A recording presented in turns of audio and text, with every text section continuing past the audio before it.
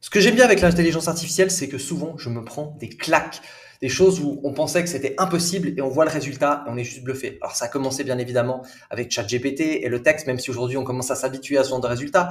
Puis avec Midjourney, avec les images, là aussi des choses assez incroyables. Puis avec la vidéo, aujourd'hui ça commence à être vraiment au point. Je vous prépare d'ailleurs une vidéo assez dingue sur un des éditeurs vidéo qui m'a complètement scotché. Mais là, je vais tester dans cette vidéo quelque chose de différent.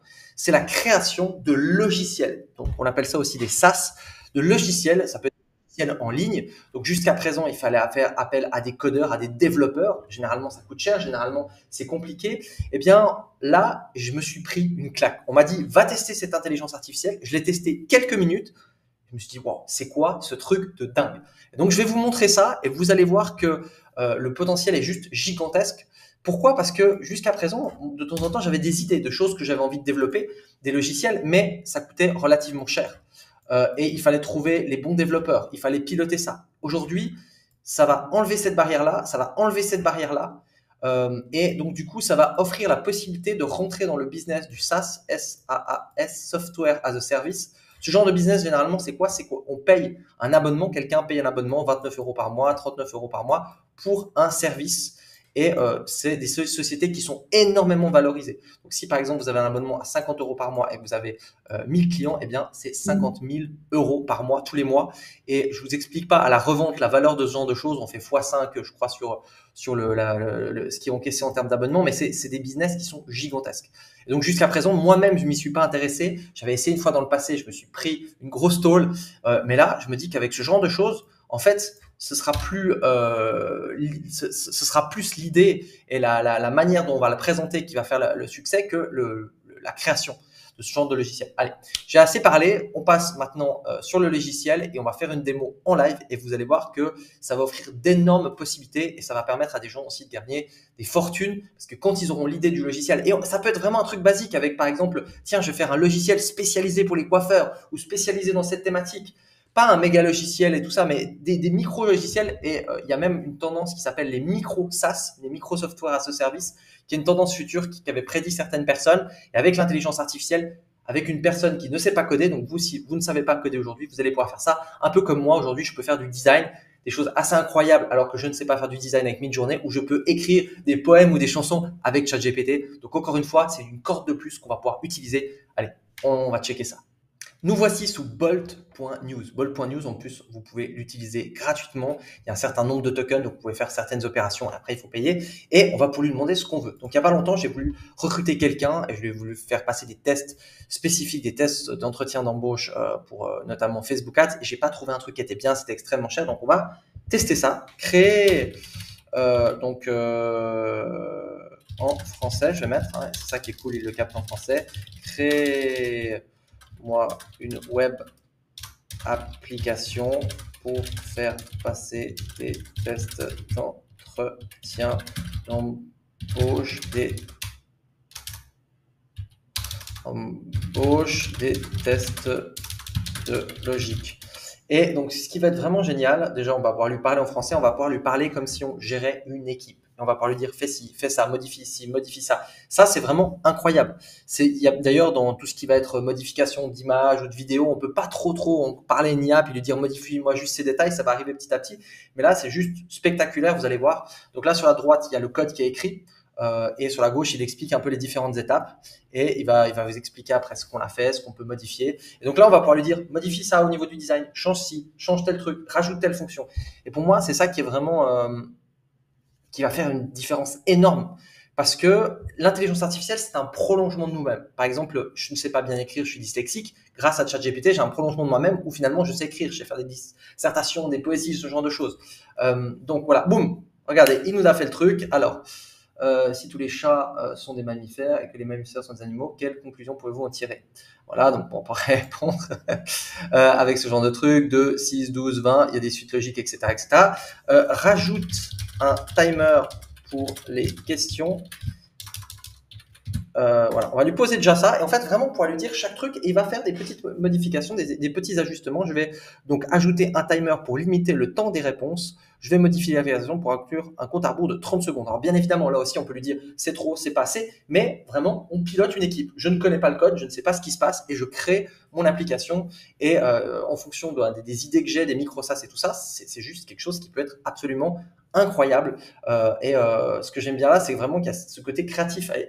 Admettons que il fasse 95% de l'application, puis il y a 5% qu'il n'arrive pas à faire avec l'intelligence artificielle, ça peut arriver. Bah, si l'application nous aurait coûté, je sais pas, 10 000 euros chez un développeur, bah là, ça va nous coûter peut-être plus ou moins 0 euros. Et puis, les quelques modifications restantes, ça va nous coûter peut-être 500 euros. Donc là, il nous a mis un timer, c'est cool. Là, le design.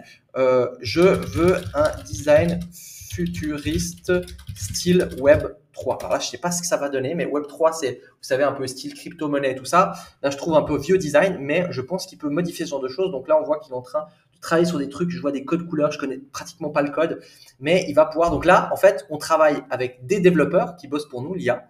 On travaille aussi avec des designers finalement, parce qu'il va faire aussi la partie design, ce qu'on appelle aussi l'user interface, l'interface, l'expérience utilisateur.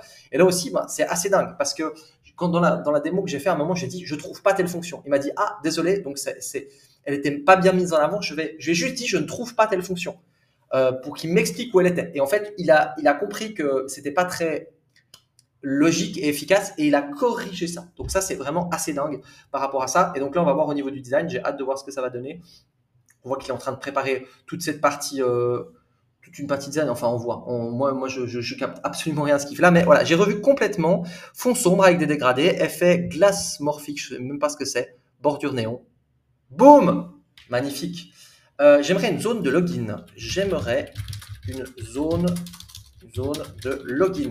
Donc, et là, si par exemple il y a un truc qu'on n'aime pas au niveau d'une couleur, au niveau un truc différemment, on aimerait que le logo soit plus haut, plus bas, sur les quelques tests que j'ai fait, on peut adapter ça. Donc vraiment, c'est ce truc du patron qui arrive puis qui dit alors tu me fais ci, puis ça, et puis ça, et puis ça. Et il y a une IA qui exécute pour nous. Je ne sais pas si vous vous rendez compte à quel point c'est incroyable, surtout que tout ce qui va être logiciel, technologie, c'est en train de prendre de plus en place dans le monde entier. Et ça, c'est on dit, mais un des premiers à faire ça. Il y en a peut-être d'autres qui le font. Mais imaginez dans quelques mois, dans quelques années, un peu comme quand j'avais dit au début de Midjourney, qui est la création d'images, je disais, vous allez voir, ça va être bien meilleur. Au bout de 6 mois, c'était incroyable. Pareil, début 2023, tout ce qui était génération vidéo, c'était bof. Aujourd'hui, c'est pas encore parfait, mais ça s'améliore à une vitesse. Et là, il y a peut-être certains bugs, il y a peut-être des trucs qui vont pas marcher, mais déjà là, c'est incroyable ce qu'il est en train de faire. On va voir ce que ça va donner. C'est fou. Alors, est-ce que comment ça se passe? Donc là, je vais tester test test. On va voir si on peut se connecter avec un truc de test ou pas. Voilà, donc là, c'est un truc de test. Ok, cool. J'aimerais une zone membre pour pouvoir créer mes propres questions. J'aimerais une zone admin pour créer mes propres questions. J'aimerais y ajouter des images. Donc là, on est déjà sur quelque chose de complexe. Il doit faire une zone membre, une zone administration, et on doit pouvoir créer nos propres questions. Et déjà là, on peut avoir un truc qui tient là-haut. Déjà, je vous donne un exemple. Juste avec ça, donc j'ai un login pour l'utilisateur, donc je vais pouvoir je pourrais lui demander aussi les résultats, qui m'envoie un reporting des résultats du client. Donc là, ce sera la dernière chose que je pourrais lui demander. Mais là, j'ai quelqu'un, donc là, je vais pouvoir faire mes questions.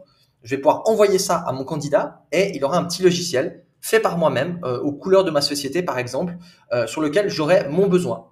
Là, je me dis, aujourd'hui, j'ai un besoin de tel truc très précis, je vais créer une application par rapport à ça. Ok? Et ça, pour moi, c'est vraiment littéralement bluffant. Ça va transformer le monde, ça va transformer l'informatique, ça va créer, il y aura sûrement plein de business à faire avec ça.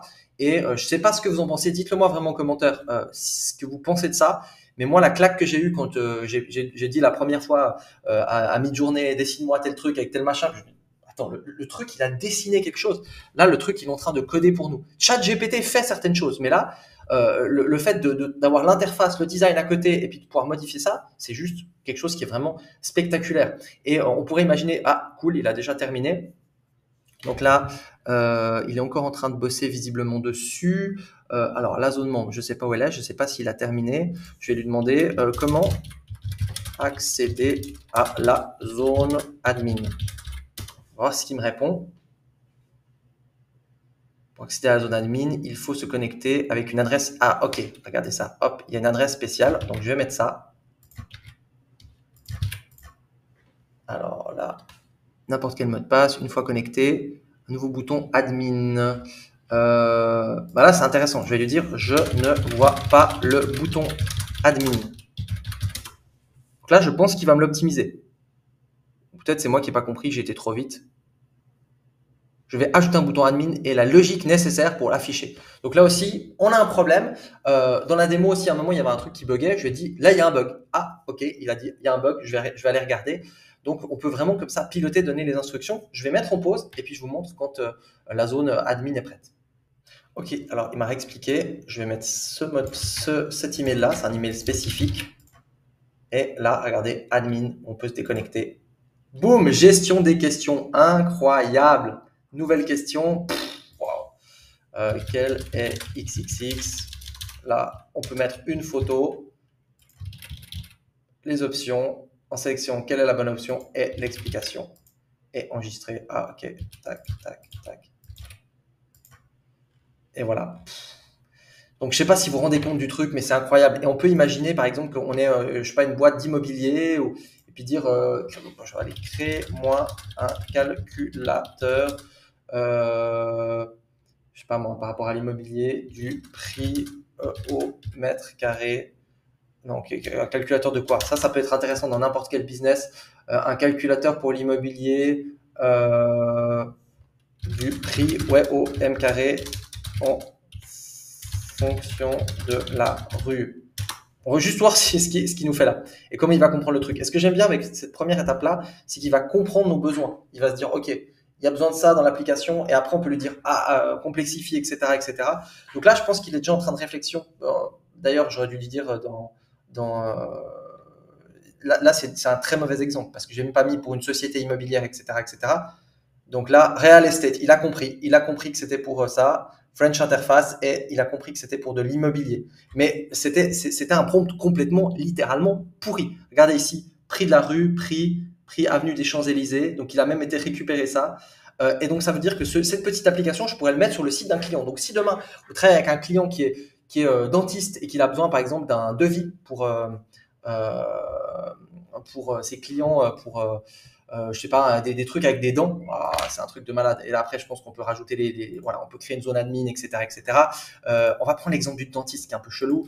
Je suis un dentiste, j'aimerais un calculateur du prix d'une fausse dent. Le prix par dent est 500 €. Si il a les dents jaunes, 800 €. Je sais pas si ça va marcher. Les dents jaunes, 800 €. Et si il veut l'option or, c'est 1000 € là-dedans. Voilà, je vais juste donner ça. On va voir comment il gère le truc. Peut-être que là, il va se foirer. C'est pas grave, hein. On sera. Ah ouais, ça va plus vite, hein. Ok, price per tooth, gold teeth. Je sais pas comment il va nous sortir ça. Je sais pas aussi l'interface qu'il va faire. Mais ça, après, on pourrait lui demander, donc, récupère l'email de la personne. Comme ça, il va faire un devis sur le site du dentiste. Et avec ça, il va pouvoir utiliser, le dentiste va peut-être obtenir plus de clients parce qu'il a un calculateur. Donc, ça veut dire qu'on va pouvoir vendre des micro-applications à n'importe quel type de business. Des trucs personnalisés. Moi, j'avais un magasin de sport, j'aurais pu, voilà. Donc, calculateur dentaire, nombre de dents, 3. C'est trop bien. Moi, ça me scotche. Voilà, ça me scotche. Donc, j'espère que vous avez kiffé cette vidéo. N'hésitez pas à la liker. Le but de cette chaîne, c'est toujours de montrer des trucs concrets de comment on peut utiliser l'intelligence artificielle. Abonnez-vous si c'est pas déjà le cas, parce que on va continuer comme ça à vous montrer. Il y a plein d'intelligences artificielles qui sont sorties. J'ai pas fait des vidéos tous les jours avec des trucs qui sont moyens. J'essaie chaque fois de faire des vidéos avec les vrais trucs qu'il ne faut pas louper. Donc, si vous voulez une chaîne sur laquelle, certes, il n'y a peut-être pas tout le temps des vidéos, mais il y a des vidéos importantes, abonnez-vous. N'hésitez pas aussi à la liker et je vous dis à bientôt pour une prochaine vidéo.